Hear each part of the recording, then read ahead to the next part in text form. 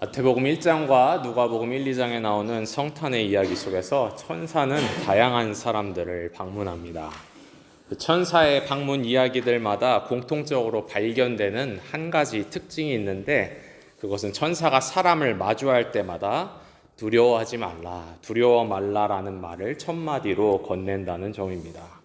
땅에 사는 우리는 하늘에서 온 천사를 향해 되묻습니다. 어떻게 두려워하지 않을 수 있습니까? 어떻게 두려워 말 수 있습니까? 두려워할 이유는 참 많습니다. 알 수 없는 내일과 앞날, 불현듯 다가오는 낯선 사람들, 낯선 사건들, 그것들이 주는 불확실성, 곁에 두고 지켜야 할 소중한 것들, 소중한 사람들, 그리고 누군가의 관계 속 혹은 내가 맡은 직책이 주는 그런 책임감과 부담감, 충족시켜야 할 기대, 나를 향한 타인들의 차가운 시선들, 일일이 세세히 언급할 수조차 없는 그런 많은 것들이 두려움의 이유요, 두려움의 근거가 됩니다. 그래서 지난 세기 과거 한 문학가는 이렇게 말한 바 있습니다. 인간의 가장 오래되고 강력한 감정은 바로 두려움이라고 말입니다. 그런데 성탄의 소식은 우리를 향하여 두려워하지 말라고 고요하게 또한 묵직하게 속삭입니다.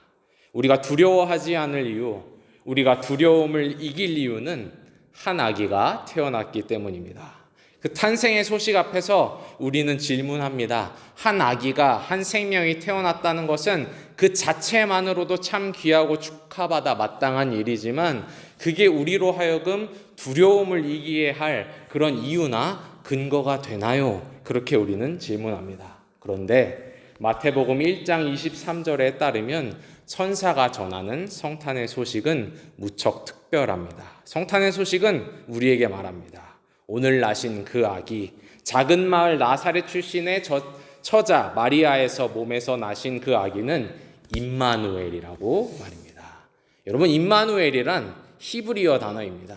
그 짧은 단어 속에는 꽤 단단하고 묵직한 위로의 메시지가 담겨져 있는데요. 이를 번역한 즉 하나님이 우리와 함께 하시다, 하나님이 우리와 함께 하신다라는 뜻입니다.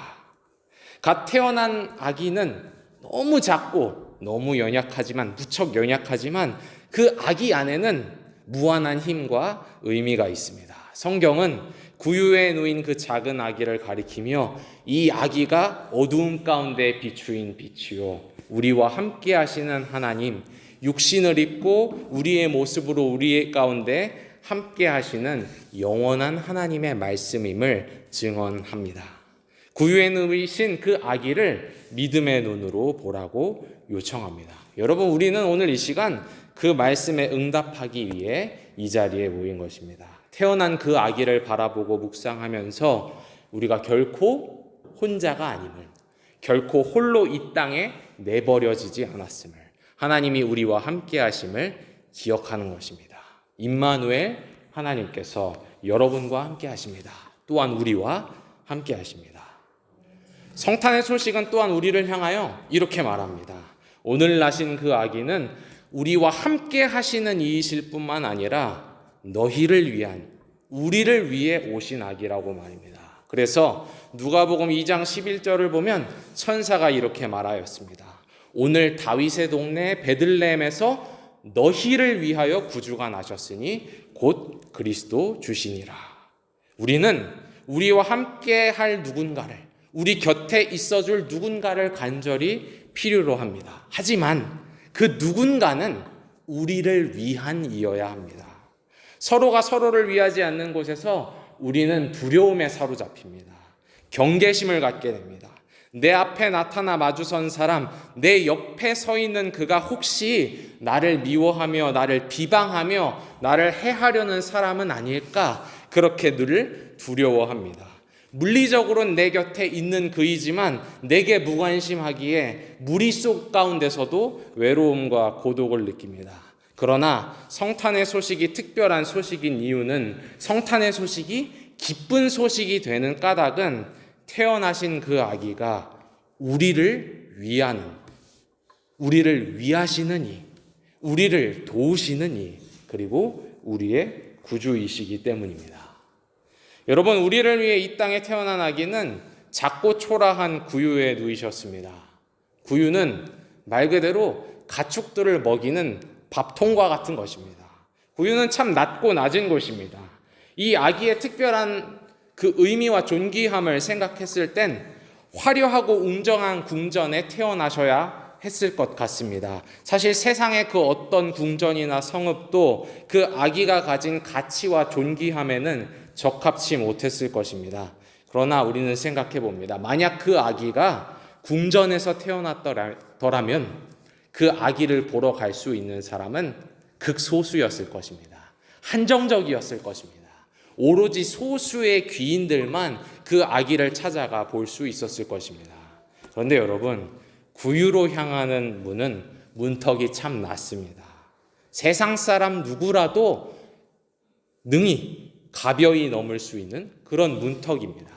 아기가 구유에 누워 있었기 때문에, 여관 바닥 구유에 누워 있었기 때문에 늦은 밤 들판에서 양떼를 치던 목자들도, 낯선 동방에서부터 별을 보며 별을 연구하던 그런 이방인들이라도 누구라도 아기를 찾아올 수 있었습니다. 그래서 누가복음 2장 10절에서 천사는 이어서 이렇게 말합니다. 성탄의 소식은 단지 몇 사람, 단지 한 민족뿐만 아니라 온 백성에게 미칠 큰 기쁨의 좋은 소식이라고 말하고 있습니다.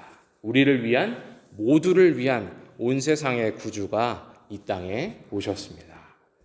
짧은 성탄 메시지를 마무리하면서 다시 처음 던져보았던 질문으로 돌아가 보겠습니다. 천사는 인간을 향해, 천사는 우리를 향해 두려워 말라, 두려워하지 말라고 했습니다. 어떻게 우리는 두려워하지 않을 수 있습니까? 두려워할 이유가 셀 수도 없이 많고, 두려워할 사건들, 상황들이 수두룩한 그런 세상인데 어떻게 우리가 두려움을 이겨낼 수 있겠습니까? 두려움을 몰아내는 힘, 두려움을 이겨내는 능력이란 우리와 함께 하심, 우리를 위하심, 결국 사랑입니다. 요한일서 4장 18절에서 사도 요한은 두려움을 이기는 사랑에 관하여 이렇게 말합니다. 제가 한번 읽어드릴게요. 사랑 안에는 두려움이 없고 온전한 사랑은 두려움을 내쫓습니다. 사랑 안에는 두려움이 없고 온전한 사랑은 두려움을 내쫓습니다. 또한 로마서 8장 37절에서 사도 바울도 힘주어 우리에게 말합니다. 그러나 이 모든 일, 이 모든 상황 가운데서도 우리를 사랑하시는 이로 말미암아 우리가 넉넉히 이기느니라. 이렇게 말씀합니다.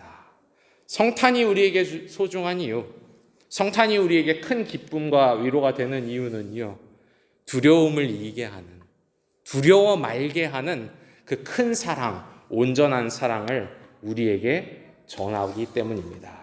요한복음 1장 14절은 그 사랑을 이렇게 말합니다. 하나님이 이처럼 세상을 사랑하사 자신의 독생자를 우리에게 보내주셨습니다.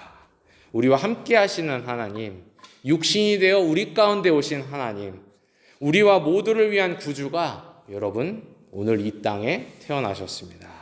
여러분, 그 구유에 임한 하나님의 사랑, 임마누엘의 사랑을 여러분께 전합니다. 2000년 전에 천사가 전했던 그 하늘의 소리를 오늘 여러분에게 다시 전합니다. 여러분, 그 온전한 사랑으로 말미암아 두려워하지 마십시오. 두려워 말며 선한 인도하심을 따르시기를 주님의 이름으로 축원합니다. 아멘.